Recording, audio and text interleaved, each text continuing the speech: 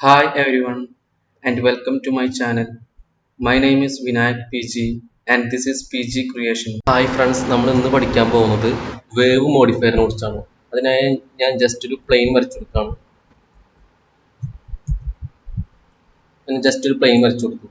അതിനുശേഷം wave modifier എടുത്തു. Modifier ലിസ്റ്റിലെ വേവ് ജസ്റ്റ് ക്ലിക്ക് ചെയ്യുക. ജസ്റ്റ് ടൈപ്പ് ചെയ്യുക വേവ്. അതിനുശേഷം വേവ് മോഡിഫയർ നമുക്ക് രണ്ട് വാല്യൂസ് ഉണ്ട്.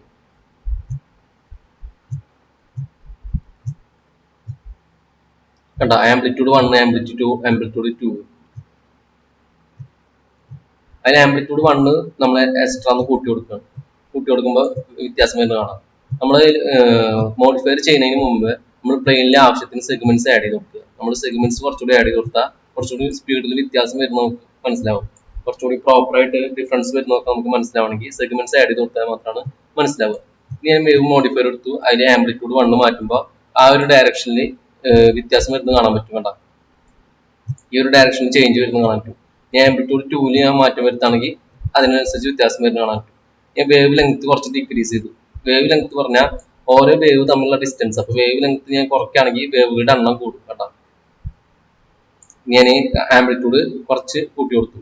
കണ്ട ആംപ്ലിറ്റ്യൂഡ് കൂട്ടി കൊടുക്കുമ്പോൾ ആ ഒരു ഡയറക്ഷനിൽ ഹൈറ്റിൽ ഒരു ചേഞ്ച് വരുന്നത് കാണാൻ പറ്റും. കണ്ട ഈ ഒരു ഡയറക്ഷനിൽ കണ്ട അതിലൊരു ഹൈറ്റിലൊരു ചേഞ്ച് ഒരു വ്യത്യാസം വരുന്നതാണ് എനിക്ക് ആംപ്ലിറ്റ്യൂഡ് 2 മാറ്റുമ്പോൾ.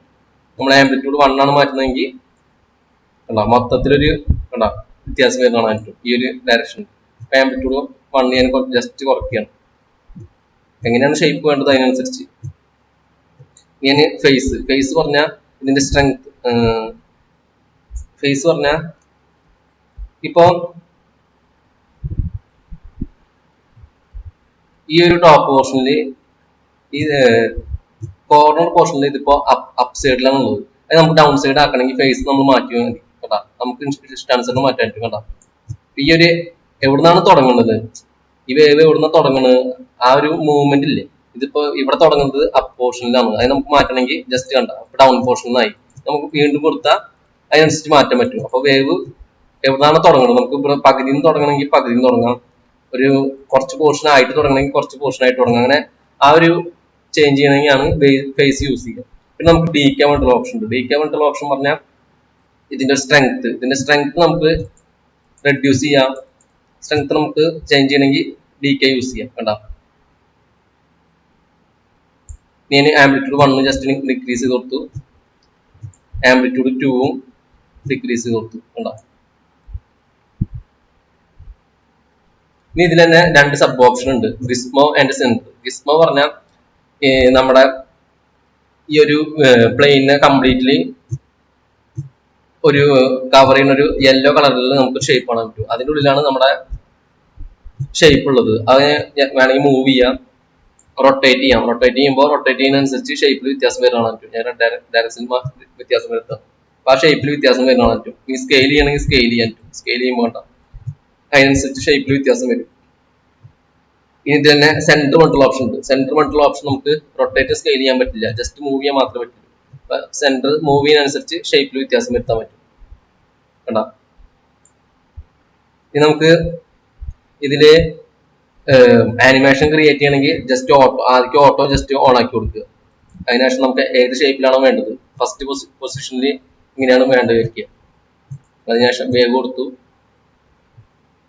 അതിനുശേഷം ഈ ഓരോ വാല്യൂസ് മാറ്റം വരുത്തിയിട്ട് നമ്മൾ ഈ കീ ഫ്രെയിം ജസ്റ്റ് അഡ്ജസ്റ്റ് ചെയ്യുക.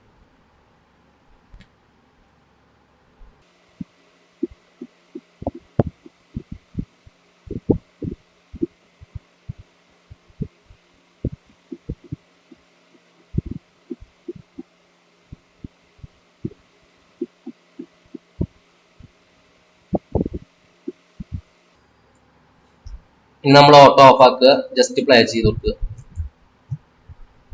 അതിനുശേഷം പ്ലേ ചെയ്ത് കൊടുക്കുക. നമ്മൾ മാറ്റം വരുത്തിയതിനനുസരിച്ച് ആ ഷേപ്പിൽ വ്യത്യാസം വരുന്ന കാണാൻ പറ്റും. നമ്മൾ എങ്ങനെയാണോ മാറ്റം വരുത്തുള്ളത് അതിനനുസരിച്ച് ഷേപ്പിൽ വ്യത്യാസം വരുന്ന കാണാൻ പറ്റും. കണ്ടോ ഞാൻ ഓഫ് ആക്കണമെങ്കിൽ ജസ്റ്റ് ഓഫ് ആക്കിയിട്ട് കൊടുക്കുക. ഇത്രയാണ് വേവ് മോഡിഫയർ നമുക്ക് പഠിക്കാനുള്ളത്. ബാക്കി നമുക്ക് അടുത്ത ക്ലാസ് നോക്കാം. Thank you for watching.